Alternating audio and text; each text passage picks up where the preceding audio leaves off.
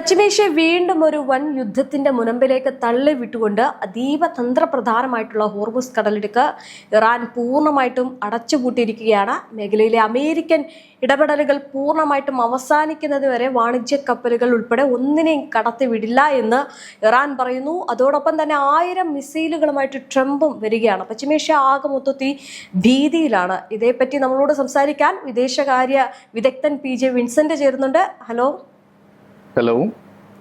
നമസ്കാരം സാർ. ഇപ്പം ഈ പശ്ചിമേഷ്യ വലിയ ഭീതിയിലാണുള്ളത്.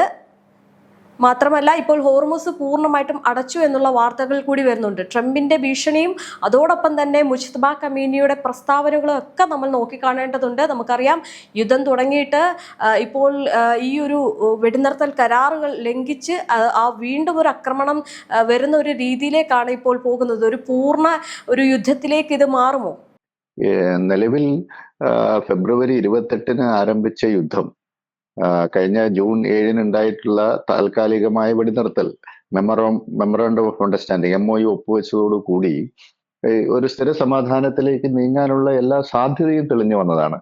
പക്ഷേ അപ്പോഴും ഈ ഗൾഫ് മേഖലയിലുള്ള സംഘർഷത്തിന് പൂർണ്ണമായി അയവ് വന്നിരുന്നില്ല.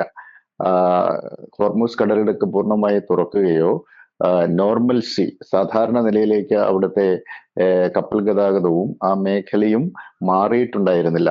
ഏതു നിമിഷവും വീണ്ടും സംഘർഷം പുനരാരംഭിക്കാം എന്ന സാഹചര്യം അവിടെ ഉണ്ടായിരുന്നു.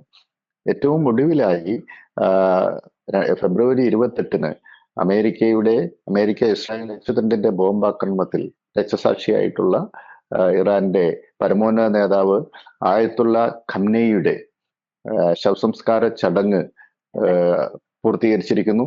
അതിൽ death to America, death to Trump, we will kill Trump എന്നൊക്കെയുള്ള വലിയ ബാനറുകൾ ഉയരുകയും അത്തരം മുദ്രാവാക്യങ്ങൾ ഉണ്ടാകുകയും ചെയ്തതായിരിക്കാം ട്രംപിനെ പ്രകോപിച്ച ഘടകം എന്നാണ് ഇപ്പോൾ കരുതുന്നത്.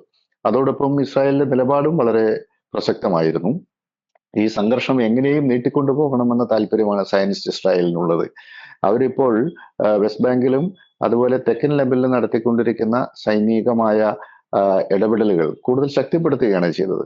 വെടിനിർത്തൽ എന്നത് മെമ്മോറണ്ടം ഓഫ് അണ്ടർസ്റ്റാൻഡിങ്ങിന്റെ ഭാഗമായിട്ടുള്ള വെടിനിർത്തൽ എന്നത് ലെബനൻ മേഖലയിലും ഉൾപ്പെടുന്നതാണ് എന്നത് അംഗീകരിക്കാൻ അവർ തയ്യാറായിട്ടില്ല.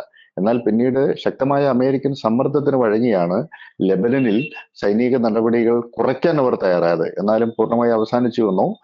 തെക്കൻ ലെബനനിൽ ഇസ്രായേൽ സൈന്യം IDF നിലയുറപ്പിച്ച മേഖലയിൽ നിന്ന് പിൻവാങ്ങിയെന്നോ അതിനർത്ഥമില്ല. ഏതായാലും സമീപകാലത്ത് സംഘർഷം അതിന്റെ പൂർവാധിക ശക്തമായ തലത്തിലേക്ക് വന്നിരിക്കുന്നു.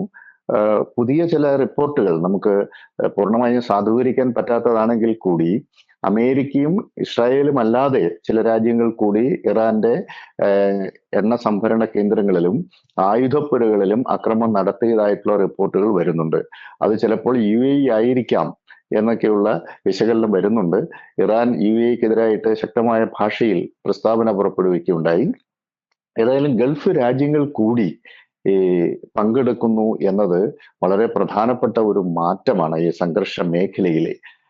ഇതുവരെ അമേരിക്ക ഇറാന്റെ സൈനിക കേന്ദ്രങ്ങളും അതുപോലെ എണ്ണ ശുദ്ധീകരണശാലകളും ഒക്കെ ജനാധിവാസ കേന്ദ്രങ്ങൾ പോലും ലക്ഷ്യം വെച്ച് തന്ത്രപരമായ മേഖലകളെ തകർക്കുന്നതിന് വേണ്ടിയിട്ട് തുടർച്ചയായിട്ടുള്ള ബോംബിംഗ് നടത്തിക്കൊണ്ടിരുന്നു. അതിനോട് പ്രതികരിച്ചുകൊണ്ട് ഗൾഫ് രാജ്യങ്ങളിലെ തലസ്ഥാനങ്ങളും അവിടെയുള്ള അമേരിക്കൻ സൈനിക താവളങ്ങളും തുടർച്ചയായി ഇറാന്റെ ഡ്രോൺ മിസൈൽ ആക്രമണങ്ങൾക്കും വിധേയമായി. അതേസമയം ആക്രമണത്തിന് വിധേയമായ ഗൾഫ് രാജ്യങ്ങൾ, GCC രാജ്യങ്ങൾ, അത് കുവൈറ്റ് ആണെങ്കിലും ബഹ്റൈൻ ആണെങ്കിലും ഖത്തർ ആണെങ്കിലും UAE ആണെങ്കിലും സൗദി അറേബ്യ ആണെങ്കിലും സ്വന്തം നിലയ്ക്ക് ഇറാനെ തിരിച്ചടിക്കുന്ന, ഇറാനെതിരെ ആക്രമണം നടത്തുന്ന ഒരു സാഹചര്യം ഇതുവരെ ഉണ്ടായിട്ടില്ല. എന്നാൽ ഇപ്പോൾ ലഭ്യമായിട്ടുള്ള വിവരമനുസരിച്ച് ഒരുപക്ഷെ ഗൾഫ് രാജ്യങ്ങൾ കൂടി ഈ സംഘർഷത്തിൽ ഭാഗവാക്കാകുമോ എന്ന സംശയം ഉയർന്നിട്ടുണ്ട്. അങ്ങ് പറഞ്ഞതുപോലെ തന്നെ ഇപ്പോൾ ഈ ഗൾഫ് മേഖല അല്ലെങ്കിൽ UAE ഇപ്പോൾ രംഗത്ത് വരികയാണെങ്കിൽ ഇതൊരു പ്രാദേശിക യുദ്ധം എന്നത് മാറി വലിയൊരു മഹായുദ്ധത്തിലേക്ക് ഇത് പോകില്ല. അല്ല, നിലവിൽ ഈ യുദ്ധത്തിൽ ഒരു ലോകമഹായുദ്ധം എന്നൊന്നും പറയാൻ പറ്റില്ല എങ്കിലും ഇത് ഇസ്രായേൽ, അമേരിക്ക, ഇറാൻ മാത്രം ഉൾപ്പെടുന്ന ഒരു സംഘർഷ മേഖലയല്ല. അമേരിക്കയും അമേരിക്കയുടെ സഖ്യശക്തികളും ഈ യുദ്ധത്തിന്റെ ഭാഗമാണ്. അതിൽ ജോർദാൻ, ഇസ്രായേല്, GCC രാജ്യങ്ങൾ, തുർക്കി അടക്കം അതിലിപ്പോൾ പങ്കെടുത്തുകൊണ്ടിരിക്കുന്നുണ്ട് എന്നതാണ് വാസ്തവം. അതേസമയം ഇറാനെ പൂർണ്ണമായിട്ടും പിന്തുണ നൽകുന്നത് റഷ്യയും ചൈനയുമാണ്. റഷ്യയുടെ പിന്തുണയുണ്ട്, ചൈനയുടെ പിന്തുണയുണ്ട്. അതുപോലെ പശ്ചിമേഷ്യയാകെ വ്യാപിച്ചു കിടക്കുന്ന ഷിയ മിലീഷ്യകളുടെ, അതിനെ പ്രോക്സികൾ എന്നാണ് പറയുന്നത്, അവരുടെ പിന്തുണയും ഇറാനുണ്ട്. അപ്പോൾ ഇതിപ്പോ ഏകപക്ഷീയമായ ഒരു യുദ്ധമുഖമല്ല, അത് അന്താരാഷ്ട്ര മാനങ്ങൾ കൈവരിച്ച ഒരു യുദ്ധമേഖല കൂടിയാണ്. അതേസമയം അതിൽ മറ്റൊരു പ്രത്യേകത, ഈ GCC രാജ്യങ്ങൾ ഓപ്പണായിട്ട് തുറന്ന് യുദ്ധത്തിലേക്ക് കടന്നു വരുന്നത് അതിന്റെ ഒരു സാധ്യതയെ കൂടുതൽ വിപുലപ്പെടുത്തും. കാരണം ഈ രാജ്യങ്ങൾക്ക് ലോക മുസ്ലിം രാജ്യങ്ങളുടെ ഇടയിലും അതുപോലെ മറ്റു രാജ്യങ്ങളുടെ ഇടയിലും അസാമാന്യമായ സ്വാധീനമുണ്ട്. അത് അവരുടെ സാമ്പത്തിക ശക്തി കൊണ്ടും, സൗദി അറേബ്യ ആണെങ്കിൽ മതപരമായ ആത്മീയമായ പ്രാധാന്യവും കൂടിയുണ്ട്. കാരണം മക്കയും മദീനയും ഉള്ളത് സൗദി അറേബ്യയിലാണ്. ഇത്തരം ഘടകങ്ങളെല്ലാം ചേർന്ന് വരുമ്പോൾ ഈ യുദ്ധം കൂടുതൽ വിപുലമാകാനാണ് സാധ്യത.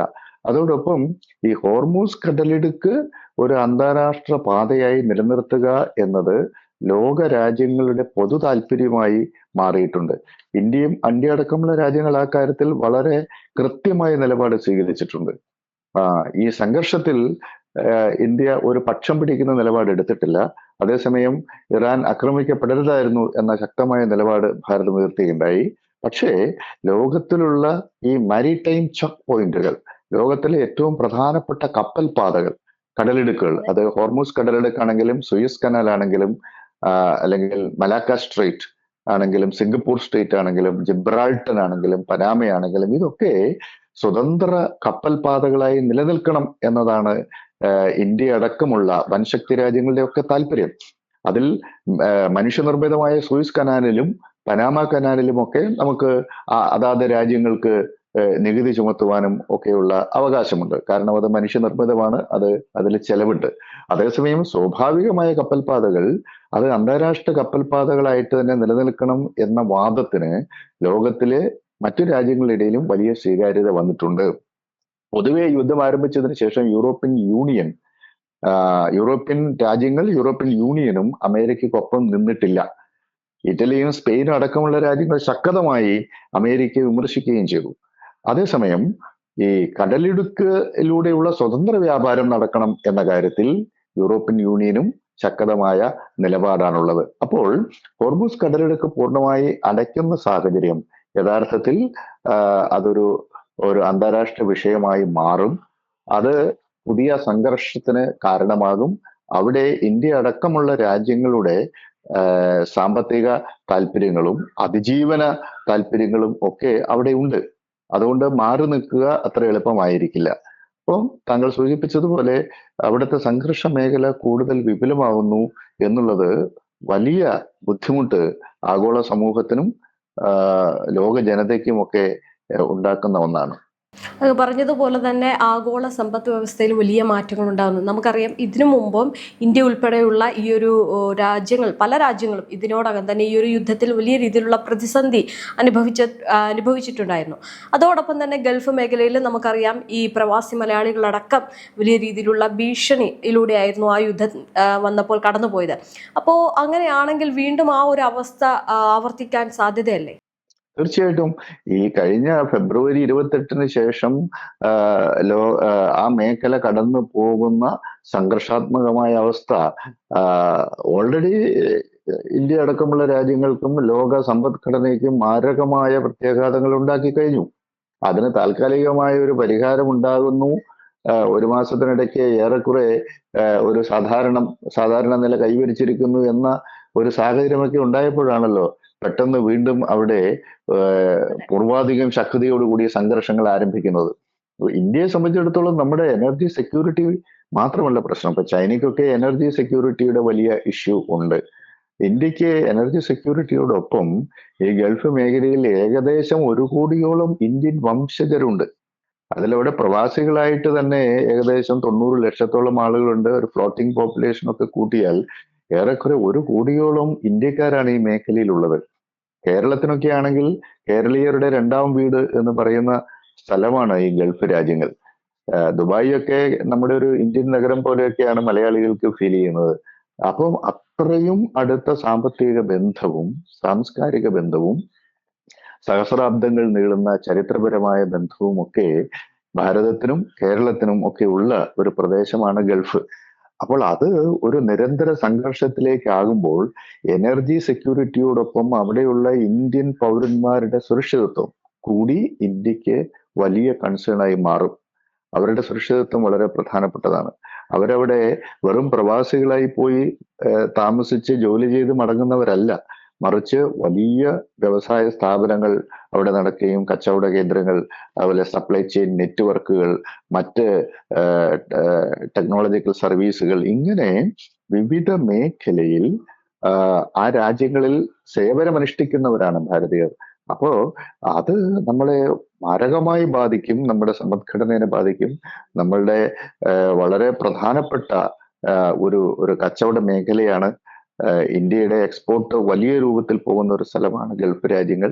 അവിടെ നിന്ന് നമ്മൾ ഇങ്ങോട്ട് എണ്ണയും പ്രകൃതിവാതവും അടക്കമുള്ള പെട്രോ കെമിക്കൽസ് എല്ലാം ഇറക്കുമതി ചെയ്യുന്നു. നമ്മളുടെ എഡ്യൂക്കേറ്റഡ് ആയിട്ടുള്ള യൂത്തിന് ധാരാളം ജോലി കിട്ടുന്ന ഒരു മേഖലയാണ്. ഇങ്ങനെ ഒത്തിരി ഘടകങ്ങൾ ഈ ഗൾഫ് മേഖലയുമായിട്ടുള്ള ഭാരതത്തിന്റെ ബന്ധത്തെ നിർണയിക്കുകയും നിശ്ചയിക്കുകയും ചെയ്യുന്നതാണ്. അപ്പൊ അങ്ങനെ വരുമ്പോൾ മറ്റു ലോകരാജ്യങ്ങളെ അപേക്ഷിച്ച് കൂടുതൽ ആഘാതം അനുഭവിക്കേണ്ടി വരുന്ന ഒരു രാജ്യമായിരിക്കും ഭാരതം. അതിൽ ഈ പല സോഴ്സസിൽ നിന്ന് നമ്മൾ എണ്ണയും പ്രകൃതിവാതവും ഇറക്കുമതി ചെയ്യാൻ ഉള്ള നടപടികൾ സ്വീകരിച്ചിട്ടുണ്ട്. ആ സോഴ്സസ് നമ്മൾ ഡൈവേഴ്സിഫൈ ചെയ്തിട്ടുണ്ട്. അത് അമേരിക്കയിൽ നിന്നും അതുപോലെ ആഫ്രിക്കൻ രാജ്യങ്ങളിൽ നിന്നും ലോകത്തിന്റെ വിവിധ ഭാഗങ്ങൾ, റഷ്യയിൽ നിന്നൊക്കെ ആയിട്ട് നമ്മൾ വലിയ രൂപത്തിൽ എണ്ണ ഇറക്കുമതി ചെയ്യുന്നുണ്ട്. പ്രകൃതിവാതകം കൊണ്ടുവരാനുള്ള സംവിധാനമൊക്കെ ഉണ്ടാക്കിയിട്ടുണ്ട്. അതുകൊണ്ട് നമുക്കൊരു ഒരു എനർജി ഷോർട്ടേജ്, ഒരു ക്രൈസിസ്